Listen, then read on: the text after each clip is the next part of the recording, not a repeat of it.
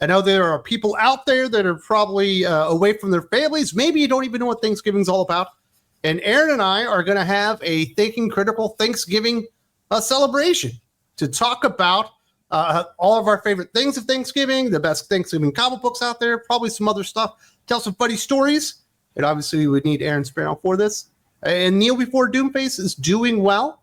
If you're looking for an awesome Christmas gift around the Thanksgiving time period, Black Friday, just go to Kickstarter, Kneel Before Doomface. Yeah, I mean, the book won't be out in time for Christmas, but you could give it next Christmas, or you could give a picture of it wrapped in a box and say, this is what you will be getting. You print out your receipt, you throw it in the stocking, and they know they got it coming. Yeah, it's good stuff. We're having a lot of fun working on the campaign. Only, like I said, only $21 away from as of the moment of this recording. Hopefully, we'll be much past that tomorrow when on Thanksgiving when everybody's watching it. And that's something that I'm thankful for, is just everybody back in the campaign and people's excitement for it. And I cannot wait to deliver this. Very, very nice. Now let's talk about Thanksgiving. Mostly you get Christmas specials, certainly, a Valentine special, stuff like that. Not a lot of Thanksgiving special comic books out there. I found some lists. I cultivated them together. And these are the comic books that I come up with in contention for the best Thanksgiving comic book of all time. And obviously we are a comic book channel.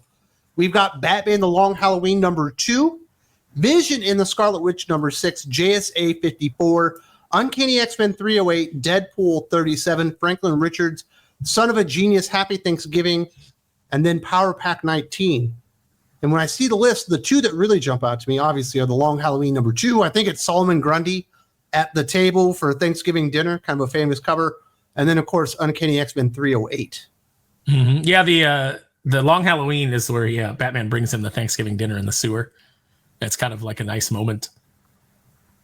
And Solomon Grundy is always a character that has confused me in his various portrayals, because is he a villain? Is he a misunderstood zombie? Is he what is he?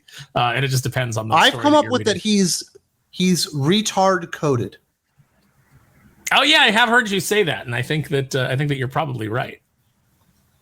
He probably doesn't even know any better. He doesn't even know if he's doing something bad. He's just he's Solomon Grundy, born on a Monday. Died on a Tuesday. And for some reason, I absolutely love that character. I've bought every figure of him that they have ever made. And it doesn't matter how weirdly different they are, because I'm just like, then he gets killed and he just comes back and he's like a different version of himself. Well, and the good thing is that Tom King was able to have Donna Troy gut him right before Thanksgiving. Yeah, it's always just like gut him like a Thanksgiving turkey. How spectacular. Good old Tom King. I saw that there was a tweet of James Gunn in a comic book store, and someone was like, what would you like to tell James Gunn, as he's in this comic book store? And I didn't tweet it, but I was going to retweet it and just go, I want to tell him Tom King sucks. He's wrong. His opinion is bad, and he should feel bad. Absolutely. Now, what do you think of Uncanny 308? I think that's probably the most recognizable Thanksgiving comic book out there. Yeah, this one was pretty good. I have a warm feeling when I see this. So let's see. You get your X-Men Blue Team, Jubilee, Beast, Gambit, Rogue together. You get the Gold Team, all kind of teaming up. We got Chris Claremont. Wait, no, that's Scott Lobdell. And John Romita Jr. Scott Lobdell. Yeah, Scott Lobdell, John Romita Jr. And John Romita Jr. like doing a really good job. This is before he started to kind of hit his decline. I think this might have been like kind of peak John Romita Jr. Yeah, it's a little more like peak John Romita Jr. from back in the day. Yeah, you've got like some warm moments between Scott and Gene. This was a good book. It's like a lot of people don't like Lobdell's run on the book. I know that Doc swears by it. Doc really enjoyed it. I remember enjoying it at the time. I mean, obviously it wasn't it wasn't Claremont, but I thought that it was a good run. He did some good stuff. We got some good stuff out of it, including this issue. Although the JSA one has the really good, like, I think it's Superman with like delivering a turkey dinner, which you can't beat stuff like that. No, why don't we get more fucking Thanksgiving specials though? Why is everything about Christmas? Christmas just the bigger holiday. Thanksgiving's always been kind of like the redheaded stepchild in between the excitement of Halloween and Christmas. It's just an eating holiday. That's the thing. It's like that's how people view it. Is like, we're gonna get together and we're gonna stuff ourselves and lie around and watch football. Is Charlie Brown the only person to get Thanksgiving right for a special? He might be. Like, I mean, I'm sure that there's other ones out there. I'm sure there's a Garfield and Friends episode that was about Thanksgiving. There's got to be a Simpsons Thanksgiving special, right? Oh, well, you know, or at least in some episodes, but nothing comes to mind. It's just not super memorable. All right, so this is what I'm going to do. Let's have a little exercise. You are an editor, but you're also a bona fide comic book writer. I'm in charge of DC Comics. I'm giving you carte blanche to write a Superman Thanksgiving special comic book. It cannot include kryptonite, but it must include turkey and a giant spider. What do you write with that? Wait a minute. Why can't it include kryptonite, but a giant spider is required? Is John Peters in charge of this this pitch? Brainstorming here. Oh, man. Okay, so I think that what you do is you have some fun with it. You have somebody who is, you know, you have a villain who is enlarging things. He enlarges a giant spider. He is enlarging different creatures and having them, you know, he's not thankful. He's going to ruin everybody's Thanksgiving because he hates the fact that people are, you know, appreciating their lives when his life is so miserable. And so he's sending these giant creatures to attack Metropolis. You know, he sends a giant spider. He sends some giant wasps, and Superman's got to fight those. But in the melee, he accidentally gets knocked down, and the ray hits a turkey, and now there's a giant turkey. And unfortunately, in the course of the battle, the giant turkey is killed, but Superman turns a negative into a positive, uses his heat vision to cook that turkey to perfection and serve it to all of the poor people in Metropolis and Gotham City. Exactly, and I'm going to be your editor here. And at the beginning, Clark Kent is with Lois, and Lois is trying to feed, you know, the homeless and downtrodden in Metropolis. Mm-hmm. And they ran out of turkey. It didn't show up in time, and she doesn't know what she's going to do. And Superman has to take off to fight this dude that's enlarging spiders, and eventually enlarges a turkey, and then he roasts it with his heat vision and feeds the city. And it'll piss off PETA, so it's even better. Jeez, why haven't DC Comics hired us? We'd be a dynamic duo writing these holiday man, specials. Well, I mean, you know, there's not enough of a trans allegory in our story for them to hire us. So what are you gonna do? Yeah, maybe we'll throw Dreamer in there, and then it's a story you can produce. No, there you go. Yeah, you get Dreamer in there, and Dreamer has a premonition about Superman feeding the entire city. Have Dreamer make out with John Kent, and get yourself that nice little appearance on CNN, and call it a day. Well, I don't want to take the Tom Taylor route to, I don't know if it's fame or infamy, whatever it is that he is. It doesn't seem to have landed him any big gigs, which I think is what he was hoping for. Like, you know, he was going to get some Hollywood gigs out of it, but apparently not. Apparently he's just still got a slum. Much more high profile. No, he's just still got to slum it in comics. Poor guy. You know what? I remember watching a Christmas movie. I'm sorry, a Thanksgiving movie. Specifically, I think it's called Pieces of April. It was back when I still thought Katie Holmes was amazing. You know, because I was a big fan of Dawson's Creek. It's like her having to cook Thanksgiving dinner for her mom who has breast cancer and had a mastectomy, and her son keeps taking pictures of her like mastectomy boob. So there's like a weird relationship going on between the dad and the mom and the son. And then she's going to introduce him to her black boyfriend, and she's really worried about it. And then he's super worried about it, and he's like trying to go run and save the holiday. And then someone mistakes him for like being a criminal or something, and they try to hurt him. And then he makes it back in time with the turkey like in tow or something. Pieces of April. Not a great movie, but it's a Thanksgiving movie. We actually have one. Remember when Katie Holmes was in Disturbing Behavior, and they like gave her the nose ring and like a tattoo, and she was like the punk girl? You didn't like. I like that movie well enough, but I didn't buy her in that role.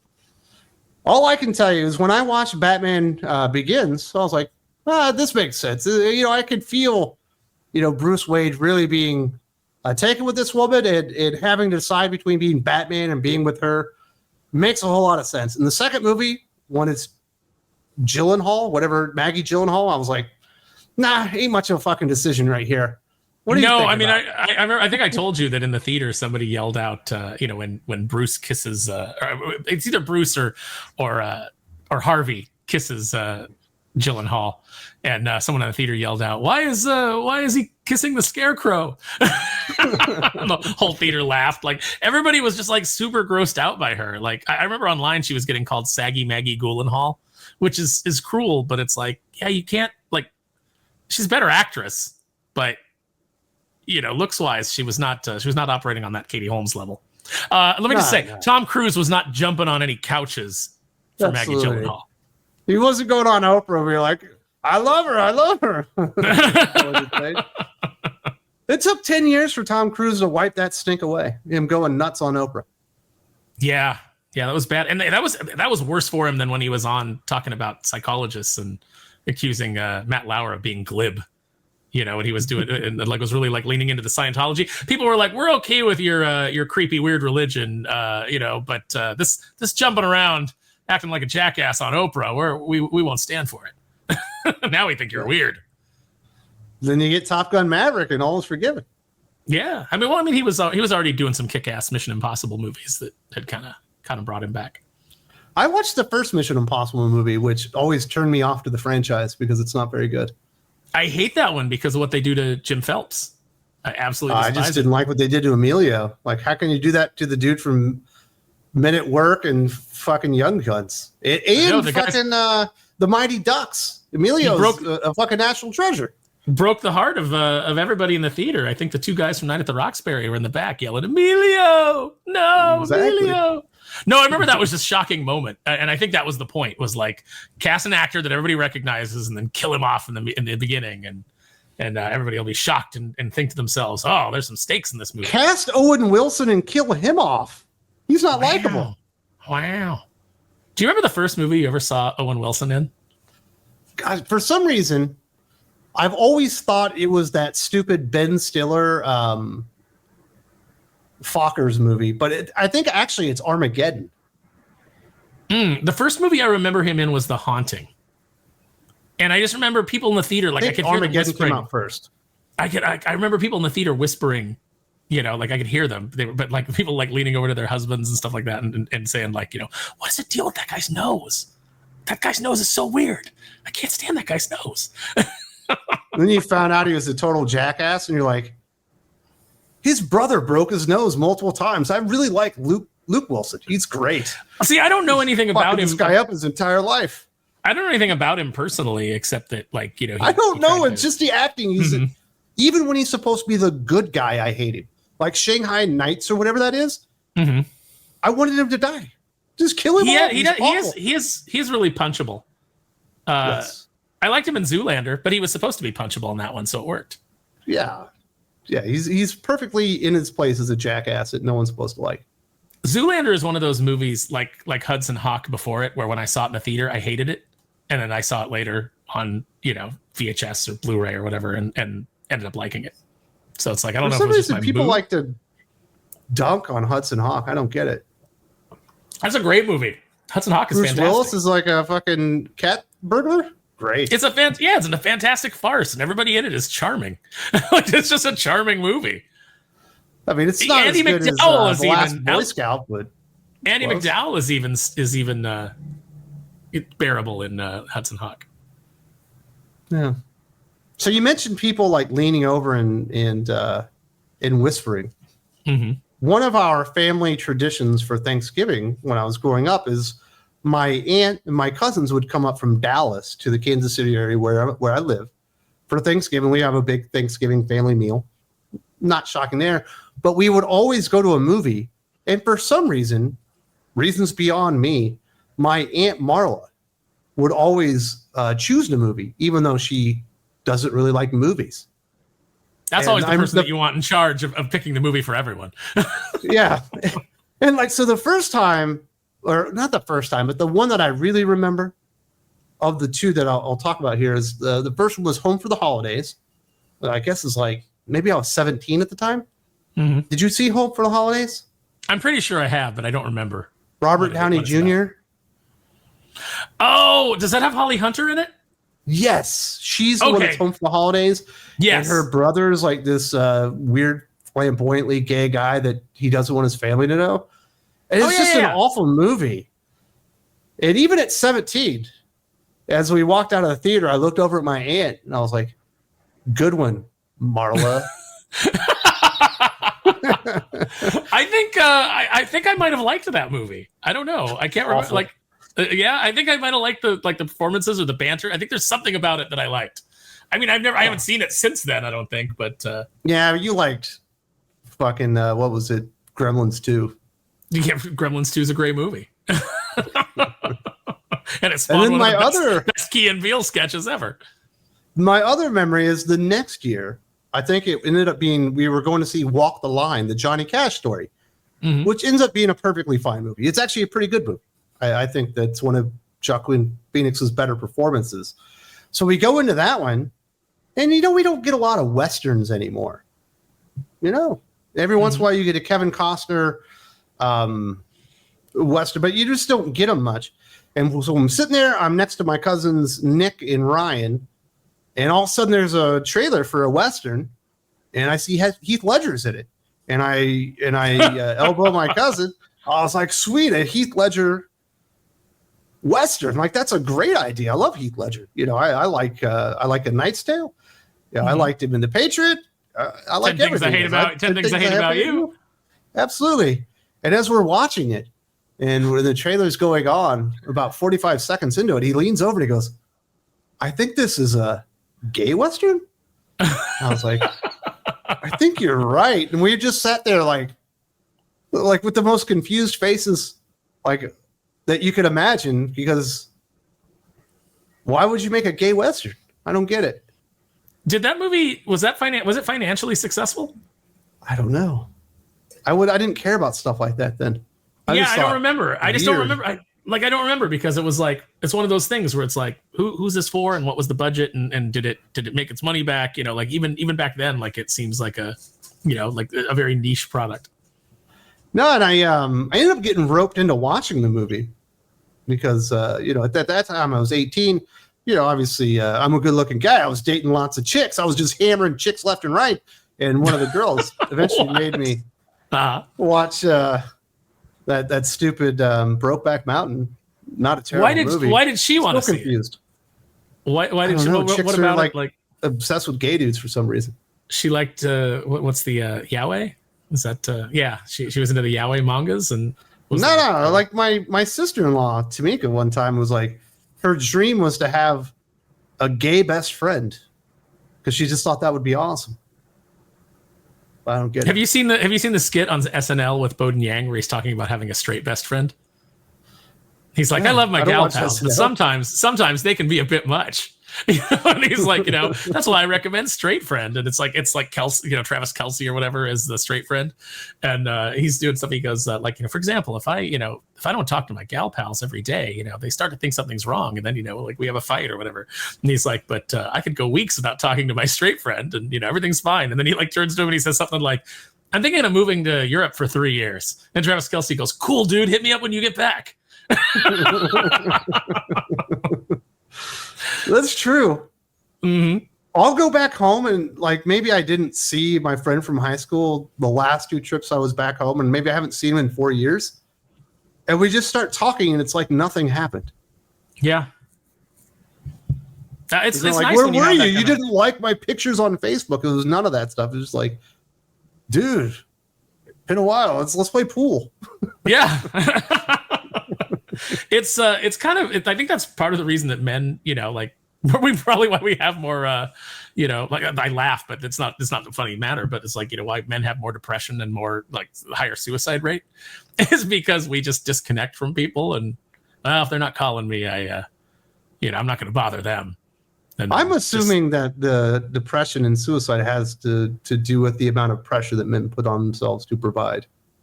I think a lot of that has a lot to do with it as well. But I think also because, if you don't have a solid support group of other dudes around you that you can talk to, I think that just exacerbates the problem.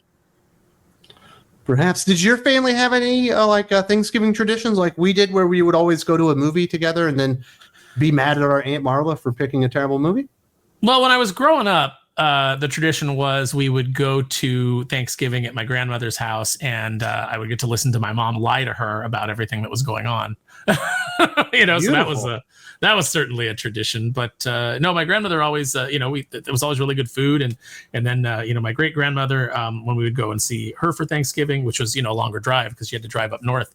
But when we'd have Thanksgiving with her, you know, she was an amazing cook, you know, just native born Italian woman.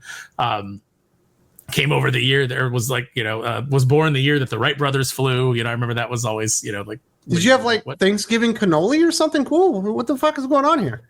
She would make she would make something that she called couplets, which was like these little meatballs wrapped in like in pasta, and you know, she would make just amazing Italian dishes, like, you know, whatever you can think of getting at a restaurant. What you were just describing, Aaron, is called a dumpling.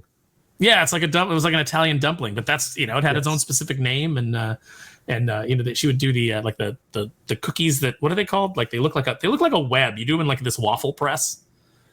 She would do those, and I'll tell you one Thanksgiving I remember. She made chocolate chip cookies, and she had this cookie jar that was like this big rooster that sat on the dining room table, and she put all the cookies in there. And my brother and I kept going back and getting cookies, and within a couple hours, we must have eaten like 40 chocolate chip cookies. And I'm like, I don't feel good, and they're like, what's wrong? And I'm like, my stomach hurts. And they're like, you know, well, what's wrong with you? And well, as they're talking to me, my uncle goes over to get a cookie and goes, hey, where'd all the cookies go? They realized we had eaten so many of those. So last week on the Aficionados, you had a take that you try to put out there as like something that you thought was going to garner support, and it was immediately shot down. What was that? When we were talking about Thanksgiving dinner, and you're like, does anybody really even like turkey? I think that was your point. And then everyone's like, yeah, I fucking love turkey. I like it roasted. I like it fried. I like it stuffed. I like it a la kinged. I like it pot pied. I like it in turkey salad. Well, sure, but I'm talking specifically Thanksgiving turkey, and somebody carves it and gives you this dry piece of, you know. That's the beginning of all of that. If you don't have a good gravy, you have to have a good gravy to make that turkey good. Who said you wouldn't get a good gravy at fucking Thanksgiving? That's a staple. Yeah, well, I'm just saying, like, just if you eat the turkey just by itself, you're like, this isn't great.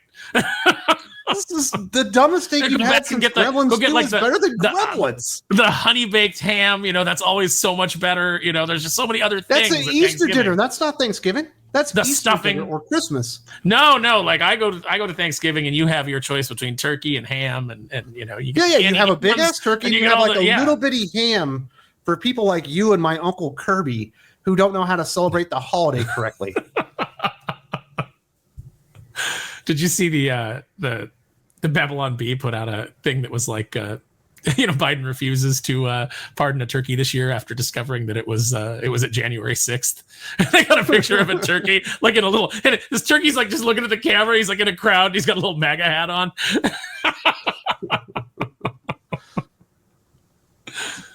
So your dissenting voice on turkey not being great. No, I just don't love it. Like I don't know. I guess I've just had a lot of dry turkeys in my many years. You know, it's like that's not a turkey problem. That's a sparrow family problem. No, I mean there's no sparrow family, but you know, it's different places that you go. You might get some dry turkey. Well, I wasn't when it's juicy and you got a really good gravy. You've been going to the wrong place for turkey. Your family just can't cook it.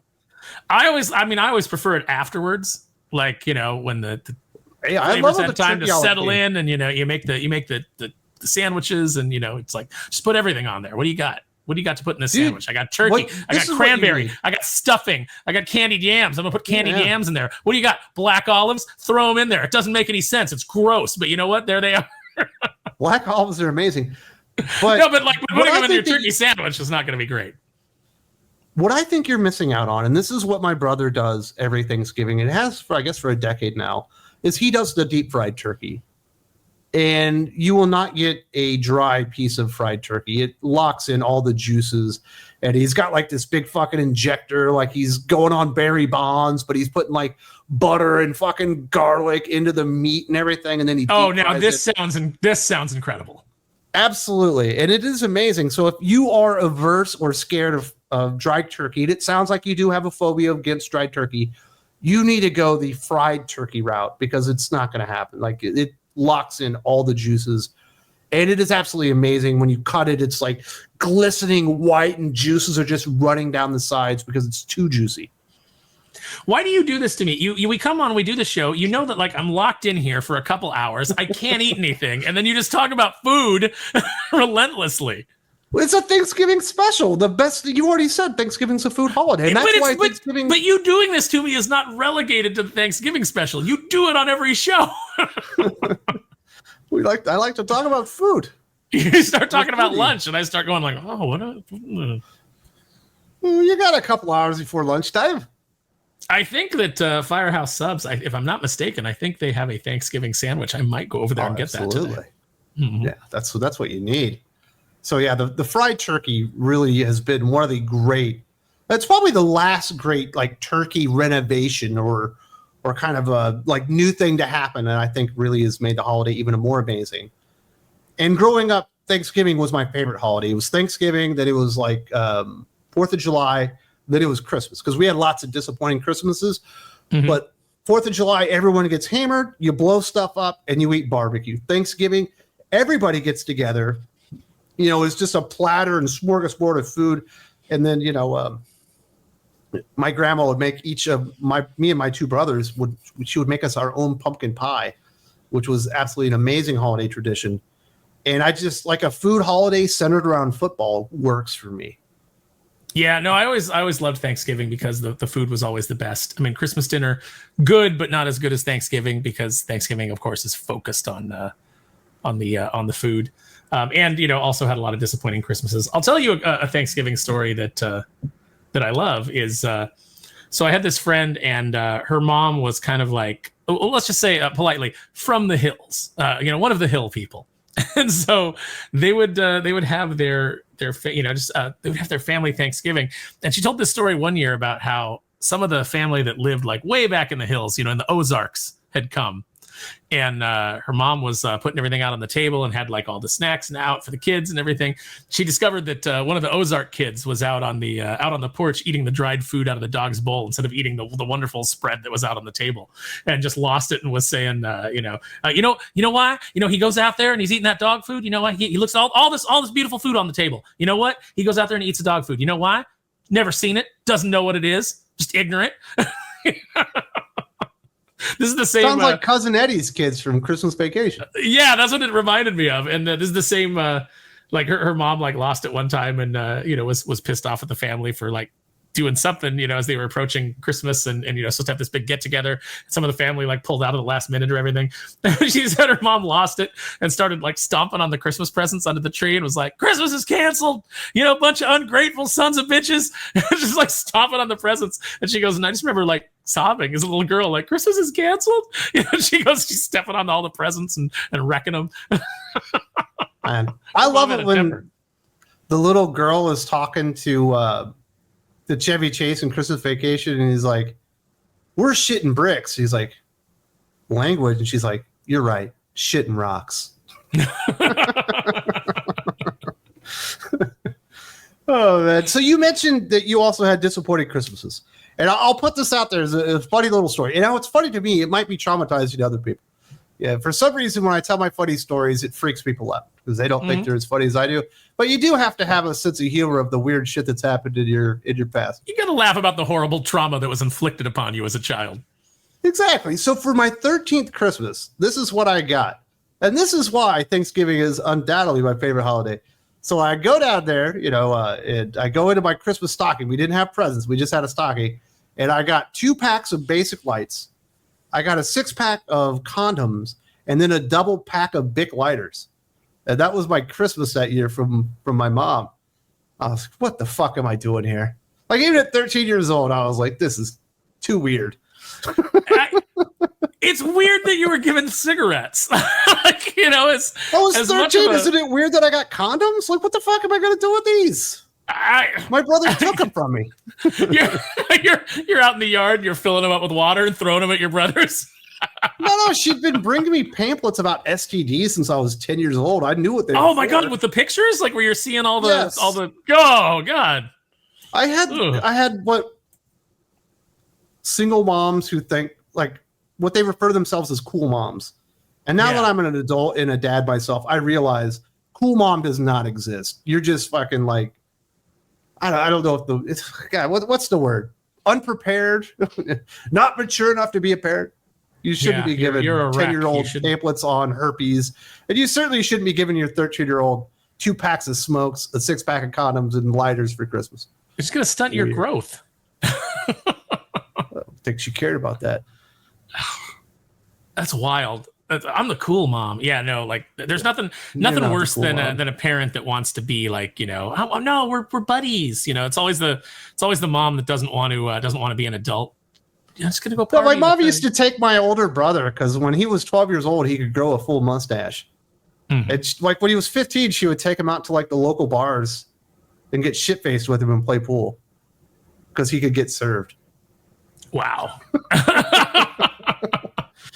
He was always like telling her friends, like, don't you put your hands on my son. I was like, well, man, how about you just not bring your son to the bar around all your like slutty drunk friends? Like, yeah, Jesus.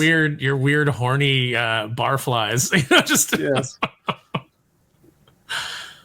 Yeah. I mean, that's a good way to avoid that situation. Yeah, it's just don't bring him. I don't know why that didn't occur to her. Be an adult. No. You got any stories to top that one? Did you get a Christmas as good as mine? I don't have any stories that top that. I really don't.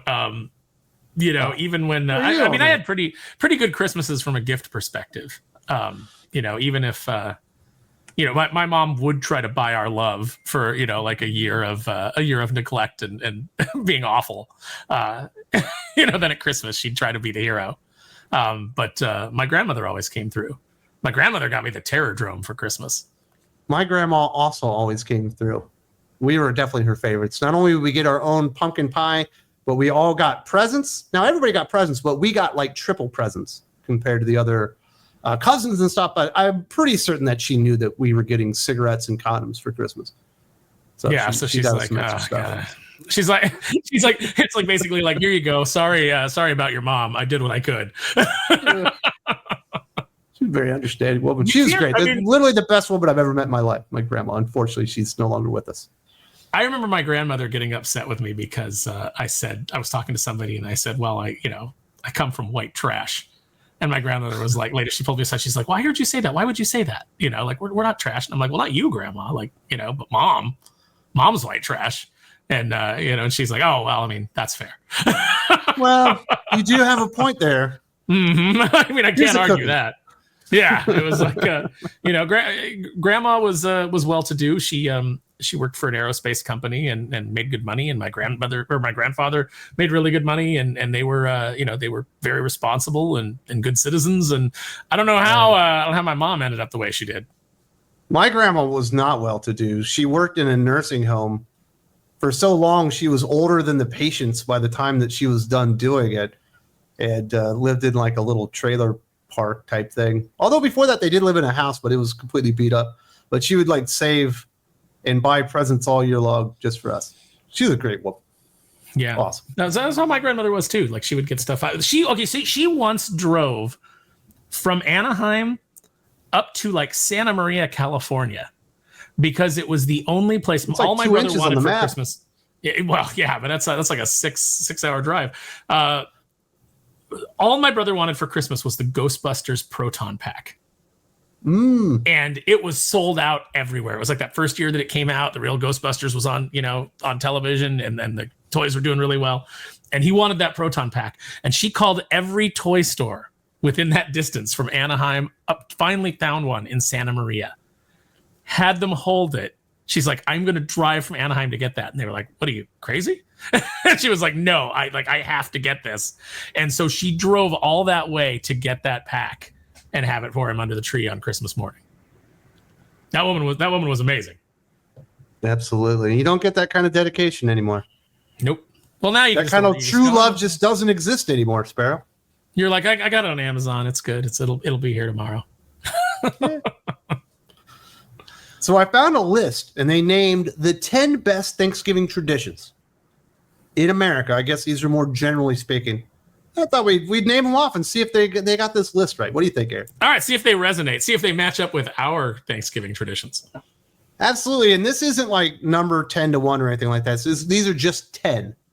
First up, they had Macy's Thanksgiving Day Parade, obviously Thanksgiving dinner, taking a nap, sharing what you're thankful for, football, Black Friday, start of the holiday season, leftovers, family get-togethers, and all the pie. Now, the first one, in my family, you can throw Macy's Thanksgiving Day Parade right out. Sure, I was aware that there was a Snoopy blimp or whatever, but we were eating food, we were playing football, or we were coming inside to watch football. There was no Macy's Thanksgiving Day Parade on any television in any house I've ever been in until I joined the Air Force and went and like had Thanksgiving at someone else's house. We wanted to watch cartoons. We didn't want to watch the Macy's Thanksgiving Day Parade. I don't think that there's anything more boring in my life than watching a parade. I cannot stand parades. I do not like them. Unless there's like a big animatronic Godzilla in it or people dressed as the Krampus, I don't care. I'm not watching it. Man, I could see what Disney World stopping for the parade of princesses, though. I'm getting into it. I'm always excited when the parade's about to happen because all those idiots cluster into that area to watch it, and all the rides are open. Man, I'll be honest, and I feel like I know you pretty well. I mean, obviously, we're not the best friends in the world, but I feel like you're a very good friend. And if I had somebody that I knew that would like the Thanksgiving Day Parade, it was going to be you or Sully. It's got to be Sully. Oh, you don't. It's got to be Sully. Sully's got to be all about it.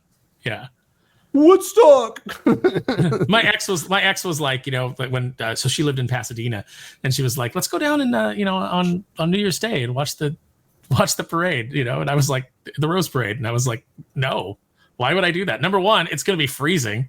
Number two, you have to get there so early. It's really cold, and then you have to wait. Yeah, in the early morning, it'll be like cold. 70 degrees. What am I supposed to do? No, it'll be down in the 50s. I'm gonna have. Oh, you're in the Philippines. Shut up. I lived in Alaska. I grew up in Missouri. How cold does it get in the Philippines? But I lived in Alaska. I grew up in Missouri.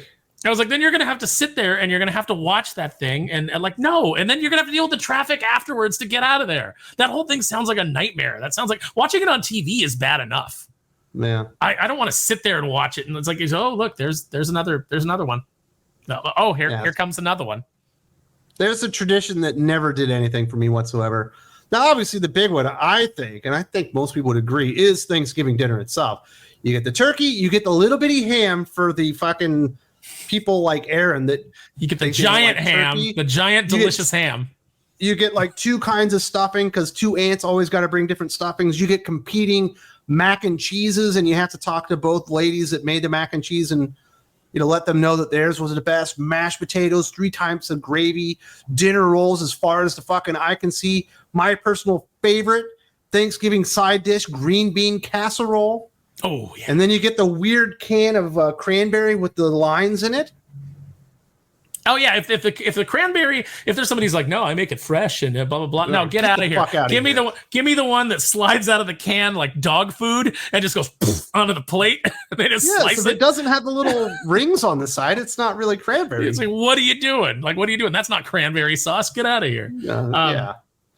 So we, not my family when I was growing up, but as adults, Marie will often make collard greens, which are a fantastic addition. There's little chunks of bacon in there. That's really good. Dinner, Thanksgiving dinner is the number one. What's your favorite? I think side? They're reaching. Mine's green bean casserole. I'm gonna have to agree with you on that. Wow, I thought I was the only person that thought green bean casserole was unimpeachable. No, I love green beans. I think they're great. So do I. The French cut, cream mushroom soup, weird dried fried onions on top. It's beautiful. It's like I was watching EFAP last night. I mean, I like a lot of vegetables. I was watching EFAP last night, and somehow they got onto Brussels sprouts. And two of the people on there were saying Brussels sprouts, if prepared properly, are delicious. And I was like, okay, I'm in that camp. But then Mahler was saying no, they're weird and they're snotty. Exactly. He kept saying they were snotty, and someone goes, I think you might be having them prepared the wrong way. But I know what you mean. I've had horrible Brussels sprouts. I remember in school lunches every now and then we would get them. Brussels sprouts are the vegetable that high society forces themselves to eat so they can think they're better than me. fuck Brussels sprouts and Let me tell the you, Wes. fucking hill that they live on. Okay, you know what? When you come down for Dallas Fan Expo and Josh is doing the cooking, Josh and Sully, I'm gonna have them. I'm not gonna do it. I'm gonna have them. You bring a Brussels sprout with anywhere near me, and I'm leaving immediately. I'm telling you, we're gonna cut them in half. Cut them in half. We're gonna fry them up with a little bit of sriracha and some seasoning. No. A little bit of balsamic glaze over the top of them. You're gonna love it. Good stuff. Now you mentioned collard greens, and that's the one of the cool things. You know, obviously I grew up, traditional Thanksgiving dinner, but when I was about 16, my older brother started dating his wife, Tiana, and she's black. And then my younger brother ended up marrying her sister later on, and I started getting invited to their Thanksgiving. And the only thing better than regular Thanksgiving is Black Thanksgiving. Because not only do you get all the normal sides, but you get the collard greens, you get a couple of other types of food that you're not used to, but then you get absolutely shit-faced and you play spades for like 2.5 hours while all the ladies sit in the kitchen and bitch about you. It was amazing. I love it. Bitch Every about you time playing I'm home for the spades instead of holidays, helping? I go celebrate with them now. Oh yeah, They love me. Nobody talks better crap during spades than me. No, if you go into a restaurant, especially like you're looking for a good barbecue place, and you walk in and like most of the patrons are black, you're like, this is the place. This is the spot. This is gonna be good. Yeah, so I learned Black Thanksgiving is absolutely the best Thanksgiving because it's got the best food, the best entertainment, which is me talking crap to Uncle Sonny #1 because I got 2 of them. And Uncle Sonny #1 had gold fronts and an LA Raiders hat. I would just stomp the shit out of him in spades. He and me and my little brother. It was good stuff. And then also, when I was in England the first time, my buddy Eduardo, his mom was from Mexico. And before he and his wife got married, she taught her how to like cook all this Mexican food and stuff. So when I went to his house for Thanksgiving, obviously because I wasn't married and I was single and all that stuff, like you had traditional Thanksgiving, but you also had these Mexican sides and then just like an entire plate of warm tortillas. And I was just throwing turkey and fucking stuffing and like chorizo in this bad boy. And I was just eating Thanksgiving burritos all day. It was amazing. Oh, see, I love that. Love that. Multicultural Thanksgiving is the bomb. Absolutely. Everyone just adds the best shit they got to the Thanksgiving dinner and they just make it better. And that's, isn't that what, at the end of the day, isn't that what America is all about? No such thing as cultural appropriation. It's a melting pot. And everybody brings their cuisine to the dinner and just makes it better. That's what America's supposed to be. Just everybody brings their own special flavor and just makes it better. Yeah, I want to have a Thanksgiving dinner with some Chinese family members, get some fucking General Tso's in there, get some fucking egg rolls. It'll put it over the top. It basically just becomes the Cheesecake Factory or the what is it? The Golden Corral menu of everything. Thanksgiving, yeah, where it's like they bring it over and it's like it's they set it down, the menu on the table, and you're like, what is this, War and Peace? Why is this so thick? And like you spend like a half hour just going through it and going like, okay, I'm definitely going to get some chow mein, but then chow mein and lasagna and and some carne asada tacos. That's what I'm having for dinner. Exactly. It's like the most perfect meal. It's the best meal of the year, without a doubt. No touching it. In America, best meal of the year, Thanksgiving. Yep. Now, taking a nap, they do make a really good point there because, when I was a kid, I didn't take a nap. I would go outside and play football, or I would be inside watching the football game, depending on how badly the Detroit Lions were getting smoked. But all the adult males in my family would be like taking a nap. And now that I'm that age, I also take a nap, especially if I've been drinking Crown and Cokes.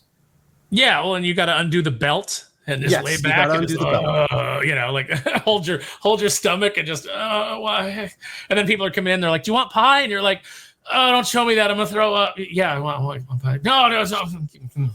Give me coming. I wish naps were just more socially acceptable all year long. And a good nap, it gets no better than that. Well, when you're a kid and like an adult comes in, they're like, you need to take a nap. Like you fight it and you're angry and you're upset, and it's like, it's the most horrible thing that can be inflicted upon you. And when you're an adult, if somebody walked in and they said, "Hey, why don't you take a nap?" You'd be like, "I believe I will." That sounds amazing. Yeah. It's nothing better than being like in a relationship and just being like, you want to just take a nap together? Let's just take a nap. It's fantastic. Now, the sharing what you're thankful for. In my family growing up, we never did that.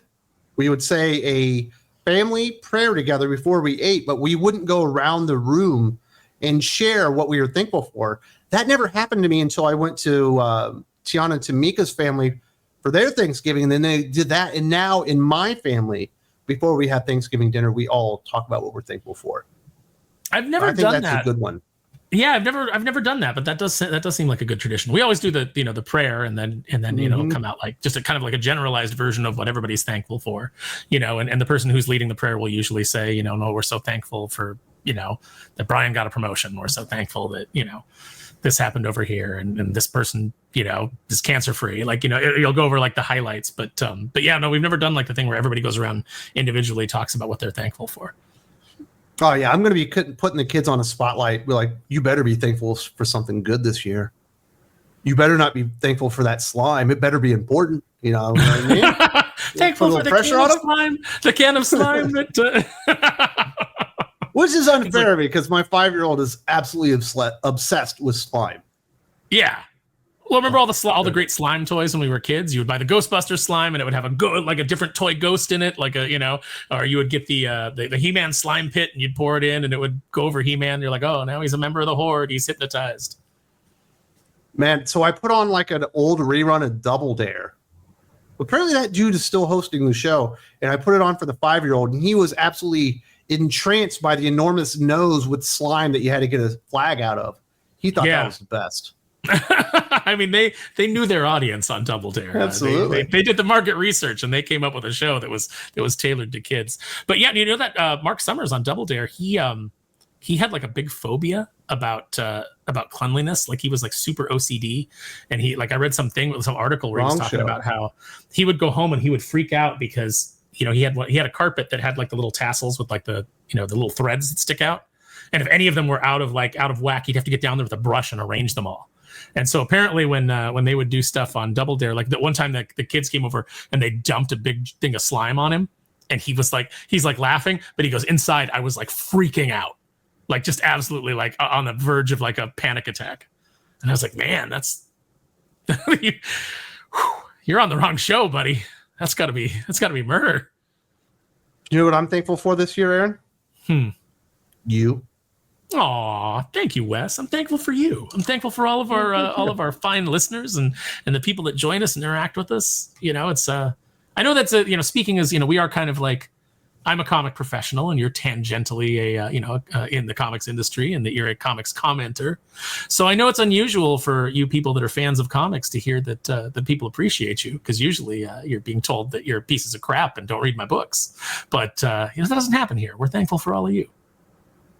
Now, you're not much of a sports ball guy, so I've mentioned a few times, obviously I agree with the list that football is a big part of it. And, normally the Lions always suck and you're just watching them get beat, but everyone seems to like the Cowboys but me, so you'd have to watch them. But even if the games were bad, I would still watch them. I didn't care. No, I love the sound of football on the holidays. Like, even if I'm not watching, I want it on. I want to hear it in the background. It's like the soundtrack of the holidays, Christmas, Thanksgiving. That's it's comforting. It's like a nice white noise. What do you think about Black Friday games now? Because my Chiefs are playing. Who are we playing? Were we playing the Raiders on Black Friday? I mean, they should work in some good holiday deals. Like, if they because we're having to play them on Black Friday, and then we play the Steelers on Christmas Day, because now the NFL has to have every day of the year. Every single day. Wow, that's crazy. Yeah. I don't know. Like, that's fine. Like, it's just more football for football fans. I guess that's a good thing. Well, other than the fact that it's on Amazon. Well, I guess the Black Friday game is on Amazon. The Christmas Day game is actually on Netflix. I think it's weird that you have to go to a streaming service too. Now, do you have to have Prime to watch the game, or? Yes, the one on Amazon, you have to have Prime. But yeah, I don't, because I have like the overseas NFL package. It's the one thing my wife lets me get. Mm-hmm.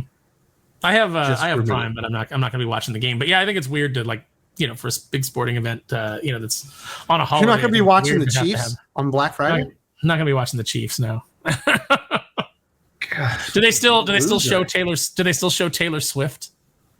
Yeah, in the box when she's supporting the love of her life, Travis Kelce. Absolutely. The love of this moment of her life, Travis Kelce. She's madly in love with the man. What do you want? Look at him. Decked out in red. He's got the good haircut now. I have looked at him. I don't. It's fine. It's not up to me to tell people who to love. Do you like Black Friday? Because it's on the list, and I hate Black Friday. I hate the very concept of it. No, I don't go out. I don't like crowds. I don't like fighting. I hate crowds. Mm-hmm. I don't like. My brother is forced to go out on Black Friday every single fucking year, or at least he was when his kids were still in the house. He probably doesn't have to do it anymore, but he would be forced to go to Walmart. Like it's like a fucking seething mob that's about to kill each other to see who can get their hands on like one of the 4 32-inch TVs for $50. Yeah, I've never needed to save money that badly to go out and engage in the gauntlet that is Black Friday. No, I don't like it. I don't like any time that you're anywhere. I don't even like I won't even go to a grocery store today. Like, I'll go pick up stuff earlier in the week because I know if I go by a grocery store today, it's going to be like one of those things you're walking down an aisle and there's 8 people with carts that can't get you, and you're like, I just want to get by, I just want to get through. We've all got like stovetop, green beans. Yeah. And or Martinelli's apple cider, mm-hmm. Everybody grabbing all the staples, but everybody's in each other's way and everybody's like vaguely irritable. I don't like it. Do you like the Cyber? Is it Saturday or is it Cyber Monday? I think it's Cyber Monday. I mean, I like all the deals on Amazon. I like it when Amazon sells things under their cost, and I just order those. That's it's like I can grab all those exclusive action figures that they've had up all year that I'm like, I'm not paying that. And then they're like 70% off. And I'm like, okay, done. So you got your eyes on some fucking action figures this year? I do. I got some eyes on some of the sets that are up there. Do you want to share that with the peoples, or you want to keep that to yourself because you don't want them to know that it's going to be up there? No, there's plenty for everybody. So, I'm looking forward to, I think they're going to radically drop the price on the Dr. Doom Iron Patriot Taskmaster set. Been waiting on that one. I think they're going to drop the price on the Arnim Zola and Baron Zemo set, and it's the original Baron Zemo. So that's not the one for the movies. No, God, no! Don't buy the movie figures.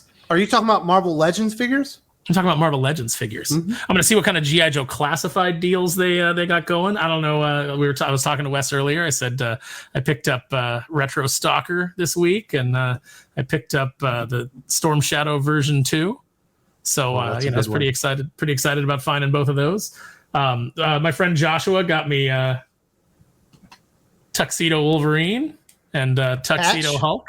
Yep, Patch and like Madripoor Hulk, and as well as he got me the Lilandra and the Brood Wolverine. The Brood Wolverine, by the way, has a terrible head. So go to BigHeadStudiosCustoms.com or Big Head Studio Customs on Instagram, and I've already fixed it with my own custom Wolverine brood head, so much better than Hasbro's version. The way that Hasbro's version is constructed, if you move his head, his jaw will pop off and it will fall off and you'll lose it really easily. So not a good sign. You're going to be there first thing ordering all these fucking toys.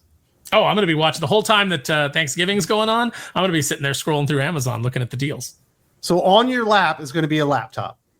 On the TV is going to be football, and then in your hand is going to be pie and fucking turkey. Yeah, I mean, it'll be an iPad, not a laptop, but yes. Laptops are so passé these days. They're just heavier. I need to get a new laptop. That's why I keep saying, like, when are we getting that sweet Meta PC's endorsement? That's what you should look for, is the laptop deals on Amazon. Yeah, that would be good. I mean, I probably will. I'll probably check it out, see if I can get something, my laptop's still running. Walmart had a really nice Dell for $50. On Black Friday. You know what? I'm not supporting Dell until they bring back the Dell dude. I don't feel like he was treated fairly. You towed the line on that one. No further. You got that guy. He's the Dell dude, right? He comes on. And he's like, "Bro, dude, you're getting a Dell. Come on, man. Woo, Dell computers, bro." You got that guy, and then he gets fired because he gets busted with pot. Look at that guy. Gay. How did you not know? How lame is that? How did you not know? Like, don't pretend like you didn't know. That guy walked in and you were like, "Oh, this guy's definitely totally baked." Yeah. So they mentioned the start of the holiday season. I absolutely agree with that one. Our tree is already up. I know a lot of people like to put up their tree around Thanksgiving. The only thing I really don't like about the holiday season, I like Christmas movies. I like Christmas cartoons. I love Christmas decorations. I love Christmas lights.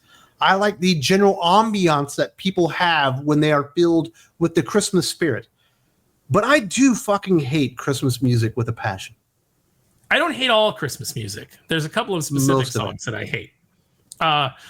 For the longest time, before it was like popular to hate on it, I couldn't stand All I Want for Christmas Is You because it would be playing in every single store.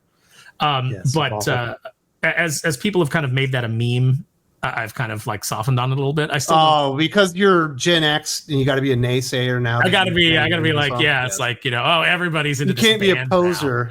It's baked into my Gen X DNA. But my most hated Christmas song is Simply Having a Wonderful Christmas Time. I cannot stand that. And if Paul McCartney was in front of me and that was playing, I think that I would rush him and kill him with my bare hands. Slap the Christmas right out of his face. Oh man, I would just knock him out. I don't know why. I just Christmas music, for the most part, does not do it for me. But every other single thing around that, and I do love the holiday season, obviously starting with Thanksgiving, going all the way through New Year's. And it's the best time of the year, no doubt. It gets no better than this. I think so. What's your favorite Christmas movie? I know that was supposed to be about Thanksgiving, but let's go full holidays. Like name some Christmas movies that you got to watch every year. Well, certainly A Christmas Story, Christmas Vacation. Mm-hmm. I like Elf, but I don't want to watch it every year because it can get overly annoying. Same. And that's just Will Ferrell kind of thing to it. So what else am I thinking of? Die Hard, if you want to consider it a Christmas movie, should be watched every year. Mm-hmm. The first Gremlins. That's a great one. I even like the Santa Claus with Tim Allen. I think there's a charm to that film that is wonderful for families.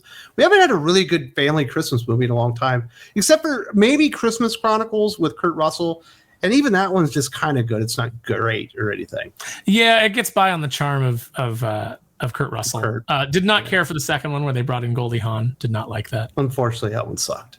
I had to tell Marie recently, she was watching some old movie where it's got Goldie Hawn and she's like the love interest of Walter Matthau. I think she's like in her 20s and he's like almost 60 at the time.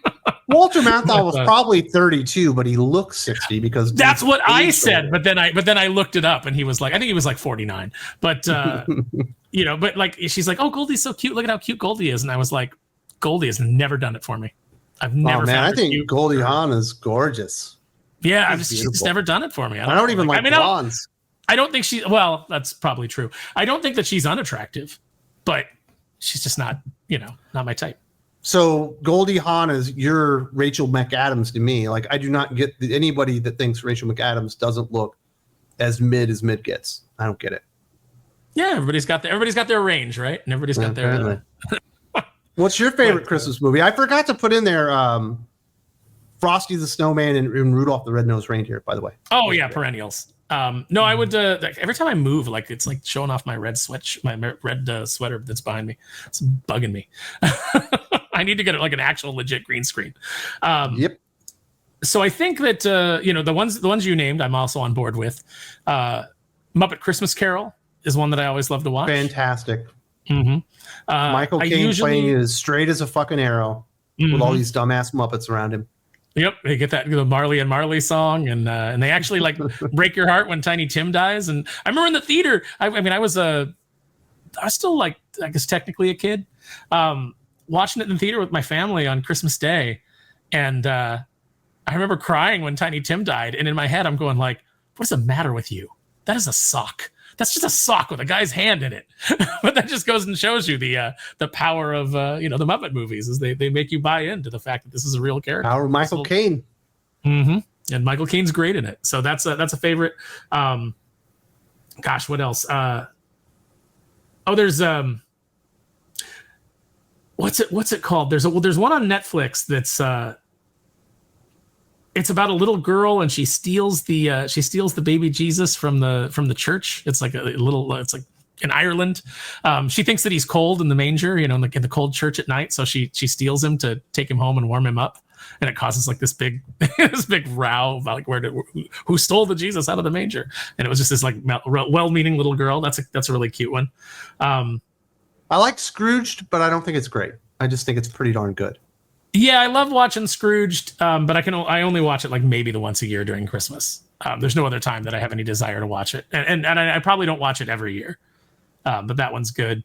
God, what else is there? I'm sure the chat's gonna like throw. You probably love Home for the Holidays. I do not love Home for the Holidays, but was it the Christmas holiday that she was home for? I don't even remember. Probably, it's got to be what it was. I just remember the movie being awful. I remember it kind of being a big deal. I remember it kind of being a big deal at the time because it was like, oh, they put Robert Downey Jr. in this movie. He's got a lot of problems. Yeah, but definitely love the holiday season. Obviously, leftovers. Everyone loves leftovers. The best thing about Thanksgiving is the leftovers for the next 3 days. Yeah, the worst part about having Thanksgiving at somebody else's house is not having the bulk of the leftovers. What my little brother Derek does. He shows up to Thanksgiving not only with a casserole dish, but also 6 empty Tupperware dishes for the shit he's taken with it. Well, no, we always go home with stuff, but it's never the amount that you want. Like, that's why he brings the big ass Tupperwares. Little presumptuous on his part. Once they showed up the first time and nobody said anything, he hasn't stopped since. Oh man. Now I don't know if it's his wife that's making him bring the Tupperware, but he seems to own it. He's like, time to give me some fucking leftovers. Loading up, baby. Bitch up with some turkey. There is no shame in that man's game. I gotta respect it.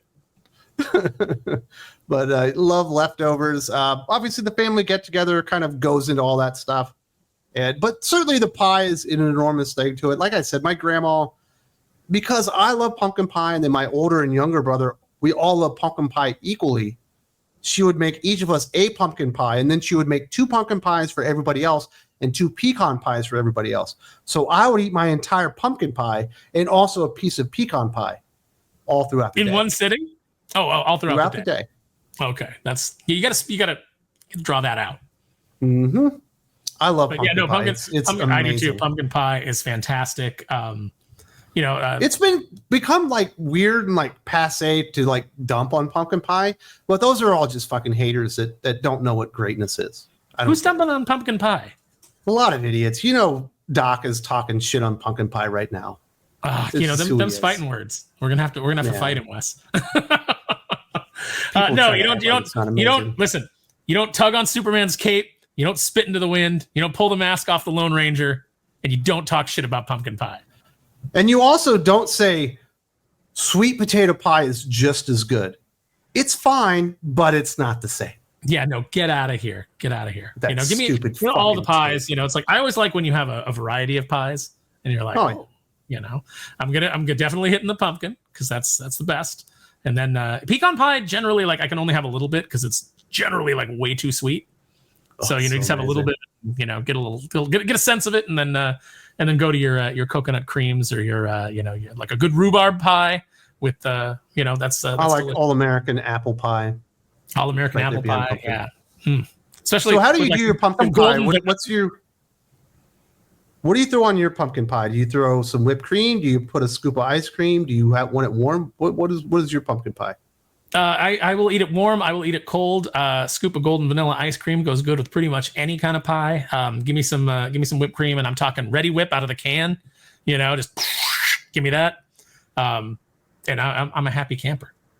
I like my pumpkin pie room temperature with Cool Whip out of the tub, dolloped right on top like grandma. There you go. That's good. Cool Whip is fantastic. So Marie makes this dessert and it's a layer of like buttered pretzels as the crust, like smashed up. That's the crust, and then Cool Whip, like a layer of Cool Whip and cream cheese, and then on top strawberry Jello with strawberries in it, and that. I mean, it may not sound like it'll be good, but it is freaking amazing. So it's a Jello pie, or does she mix the Jello with whipped cream to get the weird gelatin like creamy pie thing? No, you get that layer of Cool Whip and cream cheese. So then the Jello is just Jello, but with actual strawberry marinated strawberries in it.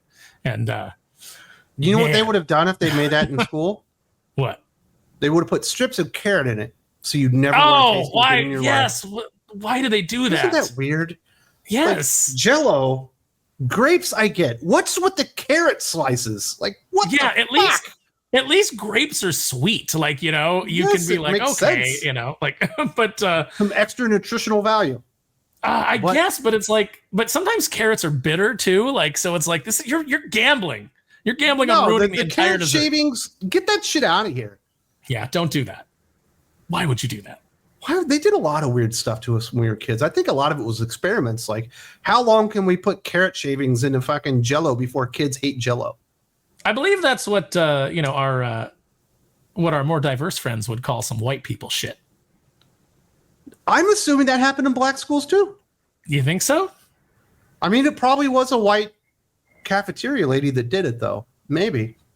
We got to get rid of these carrots. It's so weird. So nowhere else in my entire life have I ever got carrot shavings in a fucking Jell-O. But I don't even particularly want carrot shavings on top of my salad. I'll take and I got nothing against carrots. You know, you throw a bag of baby carrots and some ranch out on the charcuterie table. I'm all about it. But all right, so you got the charcuterie table. There's a bag of baby carrots. There's a bag of black olives with ranch in the middle. Which one are you grabbing first? I'm going for the black olives first. Me too. You were talking shit on black olives earlier. No, I was talking about shit about black olives in a sandwich. I'm saying, like, I was making the point that, like, on Thanksgiving, you don't care if it goes in the Thanksgiving sandwich or not. You're going to put it in there. So you're like, what do we got left? We got some black olives? Throw them in there. The pop of flavor from a black olive not accentuate an amazing turkey and stuffing, cranberry, and green bean casserole sandwich. I don't even get the concept that you're saying. You got to do the toothpick to hold it all together with the black olive on top. That's the reward. No, that's you the put reward. Your fingers in the back and you hope nothing pops out. Black olives are great. As cranberry just spills out down your arm. Yes, it's the chance you take with a leftover Thanksgiving sandwich. Yeah, you know, it's like, so Thanksgiving is tomorrow, and now the rest of the day and all of the night, because of us doing this video, I'm going to be thinking about nothing but stuffing. Oh, as you should. So we were supposed to do ribeye steaks, loaded mashed potatoes, and I was going to grill some vegetables for Thanksgiving. But our steaks that we don't really have like a steak place here. I can get pork steak, but getting ribeyes is hard. We had a special order. It never arrived in time, so we're going to backup plan. We're going to do ham, stuffing, mashed potatoes, corn, and probably mac and cheese. You know, what kind of corn do you do? We can't just corn with butter. Well, we can't not like a cream corn. No, we don't do a cream corn. Get out of here. I mean, I love cream corn, but I can't give that to the kids. They won't eat it. Really? I can't do it. It's sweet. Cream corn is sweet. It's like candy. I can't do a turkey here because my stove is too small. It literally will not fit physically in it. There's a joke there. I don't know what it is, but it sounds like that. What is it, like my wife's got a small vagina or something? Is that where you're going? Oh God, no! That's not where I was going with that at all. What is wrong with you, Aaron? Oh. My wife is a beautiful, upstanding. Why would you? God-fearing woman. Why would you? Why would you put that in my head? And now you put that in the head of all the listeners. Like, well, oh my. That's not where I was going at all. I didn't know where I was going. Like I was just saying it sounded joke. Like what else? It sounded like you were setting me up for something, and then you kind of were. You set yourself up. I didn't. Oh man, it's so uncomfortable now. But nah, I wish I could make a turkey, and if I could, I would. Is the point? There were like 4 turkeys available for the last couple of months, but my stove just isn't big enough, so we have to go ham. Wanted to go with a steak dinner. Last year, I actually like rotisseried a chicken. We ordered like a pork belly to be roasted from a friend of ours. I made real cream corn, not like out of the can, but like with cream cheese and all kinds of stuff. Obviously, we made stuffing. I made like a really good baked mac and cheese, and we use every apparatus, like every stovetop, the oven itself, the air fryer, the slow cooker. We use everything to call the food.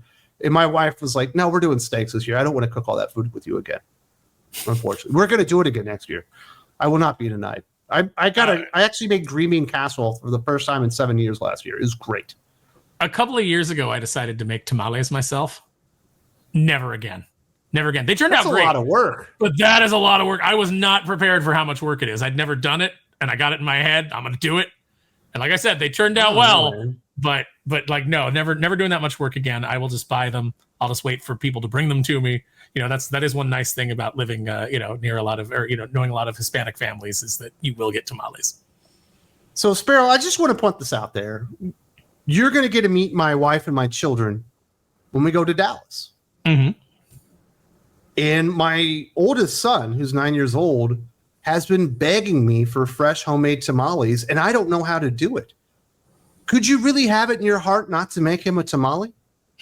I will buy him some great tamales. I'll take him to a nice tamale place. No, it's not the same. Not making them. No, I'm not doing it. Goodness. I can't believe you would deny my son something that he's been thinking about and begging for months now. I'd have to do. First of all, I'd have to do it in my own kitchen. Uncle Aaron so I would have just don't got time for it. I would have to get on a plane. I'd have to get on a plane with a bunch of tamales. You think you can't get the stuff to make tamales in Dallas? No, I just think that like during Dallas Fan Expo, I'm not going to have time to do all that work. I'm not going to have the proper equipment.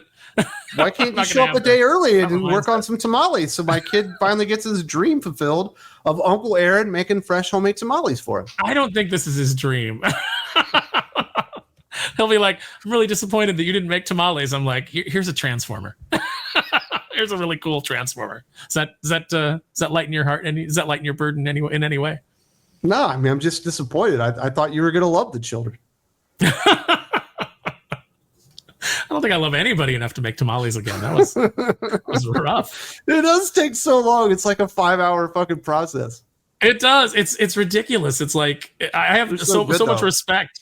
Yeah, I have so much respect for all the abuelas out there standing around chatting, making tamales for 18 hours. And I definitely want to wish everybody out there a happy Thanksgiving. I guess this will end our Thanksgiving extravaganza here on the YouTube and taking up most of the Geek Fix this week. But I hope everyone has a great time. We're going to have fun with the wife and kids. The in-laws are going to come over. I'm going to make them some good food. Sounds like Sparrow's got a good place to squat where he can look at the deals for Black Friday and Cyber Monday and see a little football and take a nap. And it should be good times. I love Thanksgiving, although Christmas is now my favorite holiday. Well, you got kids, so yeah, Christmas is amped up. Mm-hmm. Yeah, it's through the roof. Do you have any final words, Aaron, or am I signing out? Are you signing off? Okay, we're going to do that. Hey, I hope everybody has a happy Thanksgiving as well. And, if you were, hopefully everybody's got somewhere to go. And if you don't, and, you're feeling lonely, hey, just hit us up on the social media. I'll be happy to chat with you while I'm sitting there surfing the Amazon deals. Wish you a happy Thanksgiving. Absolutely. So thank you very much to Aaron. If you would like the rest of the Geek Fix, which is normally over 2 hours, but it certainly won't be today because we went about an hour and 10 minutes talking about Thanksgiving and how excited we are for the holiday, there is a link in the video description to the Think Critical Patreon. You get the Geek Fix with Aaron. You get the Doc Unfiltered stuff, the Doc Q&A, the Hot or Not show with Jim, the Comics Guild, so much stuff that I can't even remember all the podcasts going on there. Hope to see you very, very soon.